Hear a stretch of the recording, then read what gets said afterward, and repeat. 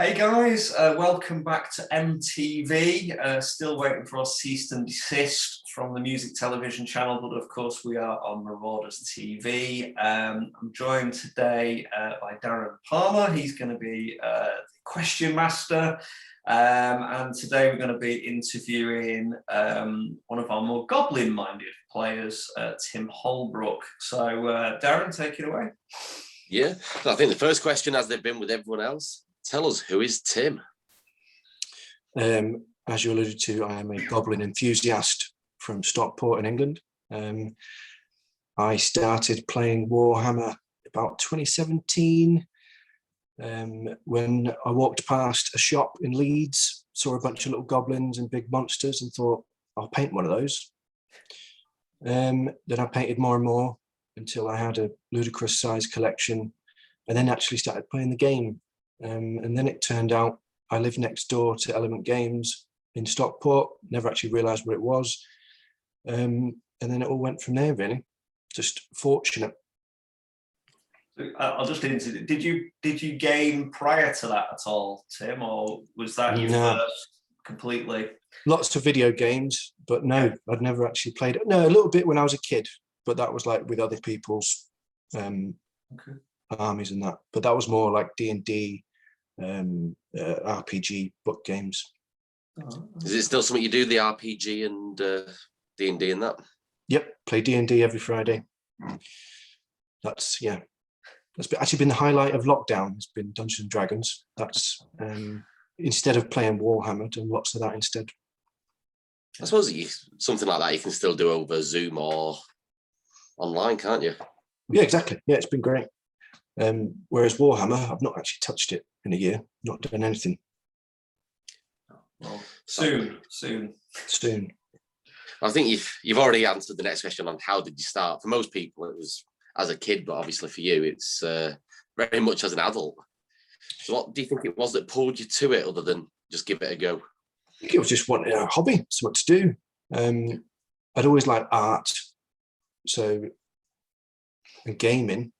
So it sort of, and then it soon turned out there's other elements to it I really like. Sort of the optimization and resource management, sort of economics, art, strategy, and then just rolling loads of dice is just inherently fun. I remember quite early on, I think I played you with your goblins for one of your first tournaments you were going to. Was the tournament seem something you wanted to get into quite quickly? No, I've got a mixed relationship with tournaments. I just find them stressful, and yet I find down at the bottom end, it's more fun. Down at the bottom tables, rolling shitloads of dice, having fun, and not worrying too much about, winning everything.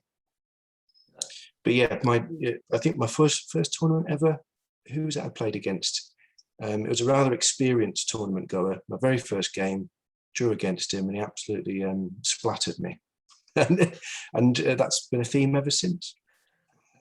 But I still enjoy it. Yeah, well, that's the main thing. So what do you think your play style is while you're in gaming mode? I suppose it's anchored in like the lore and the units that I find aesthetically pleasing and I can sort of empathize with. So that usually is sneaky little goblins instructing a bunch of dumb monsters to do their bidding. So yeah, it's always got that element to it, and usually ends up spamming a lot of one unit, which, I don't know, there's just something quite fun about it. I once had a list with 25 fanatics in it, which was, you don't put much on the table, then it always surprises people for some reason. Even though they know it's in the list, it still surprises them when you sort of get this bucket of fanatics out from under the table and then roll an awful lot of dice. Or lots and lots of trolls, currently playing with about 25 trolls for similar reasons, I guess. It's just fun having lots of nasty things. I suppose, as I said, the good thing about having lots of the same thing as well is less to think about and remember. 25 of one thing, it's a lot easier than 5 fives of different things, isn't it?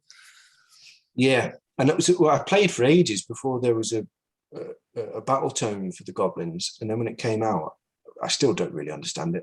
You need a PhD to understand that thing. All the keywords, and how stuff works. Still don't really get it, but I don't worry about that too much. All you've got to know is more rules than your opponent, right? Yeah, I'll give you that. So with EOS III on the horizon, what are you looking forward to the most about it? I don't know yet.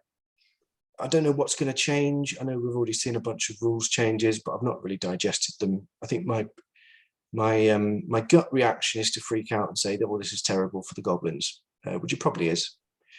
But I'm sure there'll be something good comes out of it. We just don't know what yet. I think I'll continue playing with all the trolls because their rules are much like their character. It's dumb. You just sort of walk forward, hit stuff, eat stuff, be sick on stuff, hope for the best. So I think I'll continue with that. Whereas the rest of the army, I don't know what will happen. All the bravery stuff, don't know what to make of it. Lots of little units, it's not really my thing. I prefer a small number of big units. We shall see. But then maybe there'll be a new battle tome. No idea. But I've learned not to be too hopeful of new stuff. You know, if you get your hopes up, it just won't appear. So for the meantime, I know I was trolls. The Games Workshop article is the Goblin one today. The Mangler Squig is apparently a big winner, according to that. So I don't know who wrote that, but they also said that the Gobblepalooza has 3 wizards. So does it not? Nope.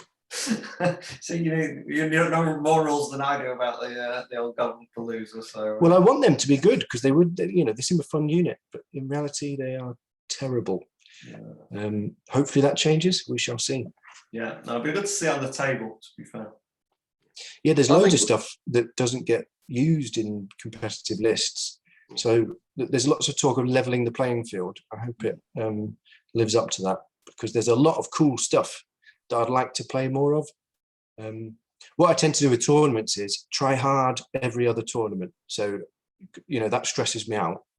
And then for the next one, I'll just take a load of fun stuff and then have a laugh at them on the bottom tables. Yeah. Yeah, no, it's good. It's a good attitude to have. Yeah. Do you have any final thoughts, either of you, before we wrap up this little getting to know Tim? No. Oh, it's getting quite confusing because we've got a Tom, a Tim, and a Tony, I guess. We need some different letters to start these names off. But yeah, I'm sure if any of the 4 viewers watching have got any questions, they can put them in the chat. Hey, we're in double digits on all these. I'll have you know. Hey, one's in triple digits. There you go. So, right, well, thank you both. Thanks, Dan. Thanks, Tim. Thank you. This is our 8th player interview from the club. So we'll continue to roll these out over the next few days, or basically until we run out of people to interview. And then we'll get into EOS III and the meaty stuff that we want to be doing. So thank you very much. Like, subscribe, bells, notifications, and all that jazz to make people make the algorithms on Facebook work. So thanks very much. Bye. Right. See ya. Yeah.